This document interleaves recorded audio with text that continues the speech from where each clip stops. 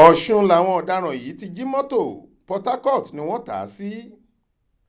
Ọwọ́ iléeṣẹ́ ọlọ́pàá ìpínlẹ̀ Ọ̀ṣun ti tẹ àwọn ọkùnrin mẹ́ta kan: John Michael ẹni ọdún 24, Alábí Ajéwọlé ẹni ọdún 53 àti ọlọ́kọ̀ Christopher tóun jẹ́ ẹni ọdún 54 lórí ẹ̀sùn olè jíjà.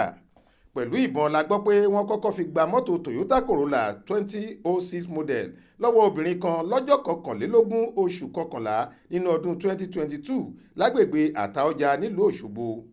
Nígbà tí wọ́n wọnú ilé náà, wọ́n ti obìnrin náà àtàwọn ọmọọṣẹ́ rẹ̀ mọ́nú ilé ìgbọ̀nsẹ̀ lẹ́yìn tí wọ́n gba ẹgbẹ̀rún lọ́nà ọgbọ̀n náírà tó wà lọ́wọ́ rẹ̀ tí wọ́n sì gbé mọ́tò náà lọ. Nígbà tó tún di ọjọ́ 13 oṣù kìíní ọdún yìí, ọkùnrin kan lọ fi tó àwọn ọlọ́pàá A division nílùú Iléṣà létí pé ikọ̀ adigunjalè ẹlẹ́ni mẹ́ta yìí gba mọ́tò Toyota Corolla lọ́wọ́ ìyàwó òun láago 6 alẹ́ lásìkò tó ń lọ sílé.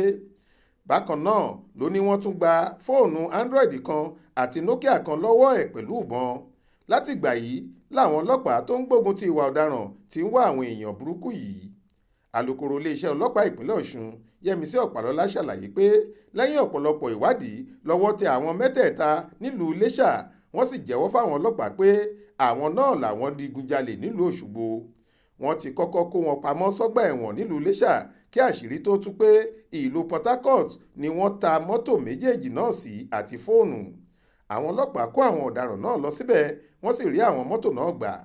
Níbẹ̀ ló ti di mímọ̀ pé ọ̀kan lára wọn, ìyẹn John, ti kọ́kọ́ fi orúkọ ara rẹ̀ forúkọ àwọn mọ́tò méjèèjì náà sílẹ̀ lọ́dọ̀ ìjọba kó tó ta ọ̀kọ̀ọ̀kan wọn ní mílíọ̀nù 2.5 náírà.